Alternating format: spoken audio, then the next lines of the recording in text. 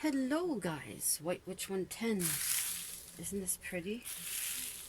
Pretty tissue paper. And the other one I got is this one. Very beautiful. I haven't done much baking at all. I was planning on doing my baking all weekend. I did my grandma's shortbread. I was gonna say shortcake. I did grandma's shortbread, and that's about as far as it got.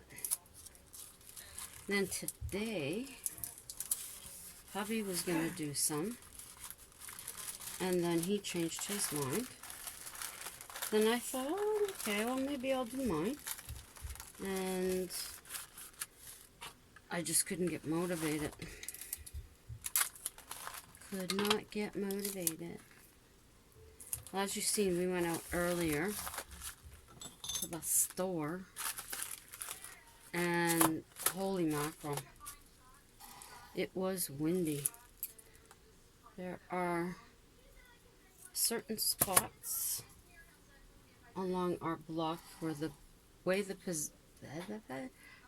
the buildings are positioned, the wind just whips through. So it's like going through a wind tunnel. So, needless to say, by the time we got home, we were exhausted. So, that's not very long. How long did I did not cut you long enough. Fart. Okay, that's alright. I need this longer. I hope I have a lot. I hope I have a lot. Okay. I bought these ribbons on sale. Ooh, quite a few years ago now. Michael's Crafts had a sale on them. I think they were something like 97 cents or 95 cents. So I loaded up on them. And I'm finally starting to make a dent in them. Oh, pretty. Yes, I haven't done much more. I don't know. You guys never said it earlier. Yeah. I'm back. Hubby's just telling me about an idea he thought of now. One of the first or the second year that we moved in here, at Christmas, hubby he has an overhead projector. I think it's still here. Yep. And, how did he do that? I know he used the overhead projector, but he put it onto the window anyways. And we had a penguin, I believe it was, and angels in the window. You couldn't really see them from the, I mean, you could see them, but not in any great detail from the street. But there's pictures of it somewhere in the 4,000 photos we have, or something like that. We have a lot of pictures. We went to the mall yesterday. Yeah, we went to the mall yesterday. There's one of these shops that comes in, rents a space just for the Christmas season. And inside, like, they have a lot of really cool stuff. And they had photos, like cards with this woman's photos that she had taken on them. And they were selling them for $4.95. And hubby and I used to do the photo cards too. But the time that we sold them, we gave the money to, I think I mentioned this before, to the military family resource. And we didn't make as much as we were hoping to. And since then, the only time we use out the photo cards is if someone is leaving at work. And we use the photo cards to go with the picture. Get a frame. I choose a picture of ours. Possibly one that we put a mat on it. We put it in the frame. We'll give that on one of our photo cards. With it, with a little inscription inside. I have one of those to do for this week for one of the students that is going back. He's done his working course with our clients, and now he's going to go back to school. So you kind of get attached to them after a bit. Some of them you attach too quickly because they're very, very much the extroverts, and others are a little shy, and then you get to know them right before they're leaving. So this one, he's a nice young man. His name is Logan. So he'll be going back to school. So I've got something for him. I'm not cutting those the exact, but it's okay. Maybe I should have put the red. Let's not start doing that. Should put green on this. Should put red on that. Hey. So, these are little houses I made. Now, last night I did do a vlog, and then I ended up deleting it. I just was not feeling it at all. I don't know what was wrong yesterday, but I just was not myself. So I deleted it. And then the fireplace that I was making, all I got done was what you seen. And I looked at it last night, and I took it and collapsed it and threw it down our garbage chute. So I'm not sure really what was going on with me, but I just was not myself at all by the time the evening rolled around. Usually Christmas never affects me like that. Possibly this year there's something else going on that I'm not aware of. Maybe I'm missing my parents more this year. There are times, I guess, what it is, I have such fabulous memories of Christmases with my family through the years, and not having my parents, who were the rock of the family, where we congregated, not having that glue and missing that type of fun that they interacted in. It's What? Well, come here. It can be frustrating trying to get that feeling back. Like, you don't say. Meow, wow? Meow. What, you want people to see you? You want people to see you? There you go. Okay, talk away. What you have to say, Boo? Boo, Boo. Boo. Why does he do this? There's that pretty boy. You gonna talk some more? No? Okay. He's not gonna talk anymore. I swear this cat just feels everything, don't you? He's a good boy. Yeah, trying to get that special feeling back. And I'm sure my husband goes through it too, that you just can't quite capture it. It's all in your mind, the memories are there, you can feel it, and then when you go to put it into practice, you kind of get it, but not 100%. And that could be what it is. I'm just missing that oomph, I guess you would call it. We both are. He spent one Christmas with my family when it was just my dad, and we had a lot of laughs.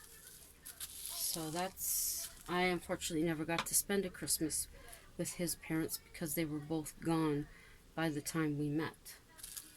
Although I would have loved to have, hearing all of the stories that I have been hearing. But yeah, so that could be it. Anyways, this is a little house I did. I thought it was finished, but considering how pretty that looks, I may go ahead and do the whole thing like that. And then I had these attached to there. I didn't like it. So now I'm going to try and thread it through. Or, you okay, boo? You burp. Or, I don't know, I may just go ahead and scrap them. I'm really not sure. Not sure at all. It's crazy. Do you guys have this stuff?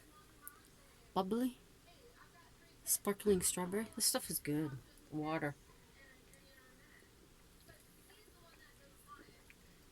We have strawberry, grapefruit, lime. Strawberry, grapefruit, lime. And there's another one too. I want to say lemon, but I'm not 100%. But I think there is cherry that one of the states have. And I'd love to see cherry up here because that'd be my favorite. Okay, so that's a few of those I did. So now I'm going to share with you a family heirloom. Okay, these are the cream,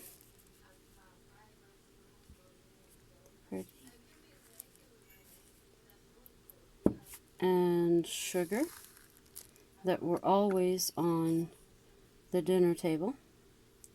It's a little worse for wear, but oh, I'm terrified to use these, so I don't know if it has hand painted. Whoop, that's the stamp on the bottom. But the few things I have, I'm very, very happy for. I do have something else, but I'll show that to you another time. But we can... some Christmas backs. I'll put the rest of these down here for another time. Okay. I keep all of my facts and stuff all in a binder. So I can go all the way back to when I first started with my paranormal experiences. It's getting kind of thick. I'm going to need a new binder. So I'm going to start out this evening talking about Christmas dinner. In 1923, CN Railway served 2 tons of Christmas pudding in their dining cars to guests. More went to guests in their hotel restaurants. It was made from an Old English recipe, not including alcohol, because most provinces prohibited it. Mince meat pies were also served.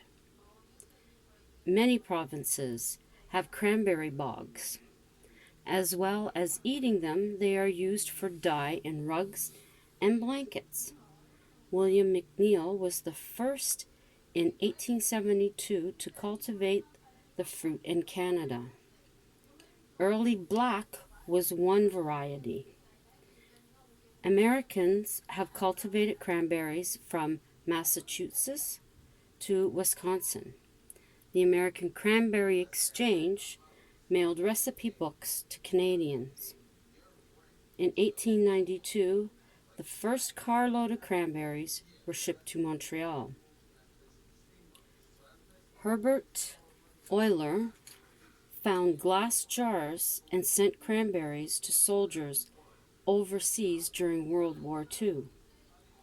At the turn of the century, housewives in Western Canada raised turkeys. Country stores would take turkeys in trade. City markets took them on consignment.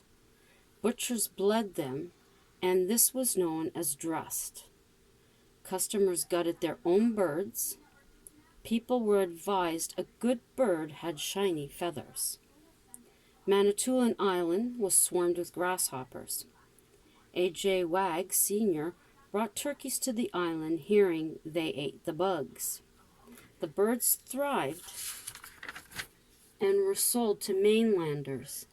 By 1895, he had a new business. CN Railway chefs prepared 2,000 pounds of cranberry and 10,000 pounds of turkey in their dining cars in hotels. A Manitoba plant has processed more than 30,000 turkeys a week. That's a lot of birds. The Santa photos. In 1948, the Hudson's Bay Company encouraged shoppers to have their children take a photo with Santa. The ad suggested photos could be used as gifts for relatives and close friends. Around World War II, parents had inexpensive portable cameras and took the photos themselves. Department stores did not like this. They barred the practice and hired a professional photographer. Eaton's department store had an elf hand up tickets for a chance to have a photo taken with Santa. Half a dozen 3x4 photos cost 50 cents back then. Eaton's offered a pickup or delivery. In the 1960s, Eaton's used the Polaroid camera so photos could be slipped into a cardboard festive frame. Downside, they faded with time. William Prager Limited of Toronto built Santa castles for the malls across Ontario. In the 1980s, plans included a counter where parents would pay and pick up photos. He then built Santa thrones with high backs that added to the photos. The thrones were at a cost of $1,000, which was standard. And a pair of Santa boots from Malabar's in Toronto, costumer, was $500 a pair. Now, my parents' practice was to take me to Yorkdale Mall and have my picture taken there with Santa. Unfortunately, I have none of these photos, and I can just keep the memory of them. There's one in particular with this look on my face. I don't even think I could duplicate it now. Strange. The next one is the Christmas tree. In the 1850s, a Toronto newspaper referred to them as a new way the Germans celebrated the season. It was left to servants to find these trees. For those in 1918 who had no trees around, the prairies used tumbleweeds. In 1935, street corner lots became popular. In 1969, a prize was won for the best tree at Toronto's Royal Winter Fair. That takes place in November, and it is a fair that my father and I went to regularly each November. It was our father-daughter time, and really enjoyed it. It is on the grounds at Exhibition Place in Toronto. A California company sent agents to the maritime provinces to buy trees for cities in the U.S. 1950s farmers founded the Ontario Christmas Tree Grower Association. 1880, Germans began making trees using wire for branches. Feathers were used from swans, turkeys, and geese, dyed green to resemble fir trees. In the 1930s, Addis Brush Company made the first artificial trees from toilet brushes. The brushes were placed in a broomstick painted green. In 1959, the Aluminum Novelty Company invented the aluminum Christmas tree. My grandparents had a silver one. Toronto's factory began producing them for the Canadian customers. John H. Rice introduced a PVC fireproof tree. It became so popular, the aluminum trees were shelved. And that's why they're so collectible now. Now, let's see, how are we doing on time? Okay, I think we can quickly do fake snow. Outside Lord & Taylor department store on Fifth Avenue in New York in 1938, a window showed a blizzard with snow and sound effects. It was the first time it was ever done. The creator was Dana Auclair of Montreal. They were a success. The Association for Fifth Avenue were worried it would cheapen the street. They were soon informed sales were up due to the windows. In 1882, the Montreal Gazette recommended glass flakes to obtain the snowy look. Frosted glass was soon being bought by Canadians to sprinkle on their trees. DIYs of the time crushed garden rollers, pieces of glass, old bottles through the summer for this. Glass was a danger and was replaced by cotton batten in 1885. A factory in Marysville, Quebec, produced up to 200 pounds per day. Customers were advised how to hang the cotton on their trees. Fire chiefs at the time did not support this. In the early 1900s, snowflake powdered ammonia was sold as an alternative, which was produced in London, Ontario, but it was too strong a smell. Tin shavings were used and popcorn as well in 1907. Epsom salts and mica, a salt, were all used, but mica dust would scar your lungs if inhaled. Now, a surprise in 1928, firemen suggested asbestos and mica because it was fireproof. Now we know in regards to our health, asbestos was not a good choice. So it just shows you how things have changed. Definitely. So that's our facts for this evening. And we still have a lot more to go through. Christmas lights and some stories. And then some more facts about different, like Charlie Brown Christmas and a couple of other specials. So I'd like to thank all my loyal subscribers who continue to come back and comment on my videos. It is greatly appreciated, and I always look forward to seeing you. It really is a community, a family, and I love being here, definitely. It's a sense of security, of warmth. So any of you who are just passing through, welcome. And please do check out my other videos while you're here. If there are any that interest you, like, thumbs up please. Share them out if you'd like to. Leave a comment. I will get back to you. Although, as I have been mentioning, for some reason there are some comments, I see them in the general, but when I go into it to respond, they're not there. I don't know what's going on, but be assured I do see the comments. Think about subscribing.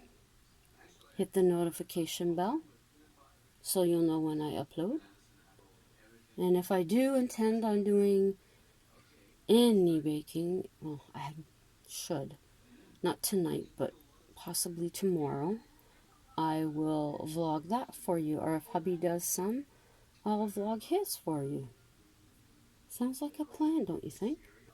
So I hope you had a good weekend and that you've got all your Christmas stuff all sorted out and done so you can relax now.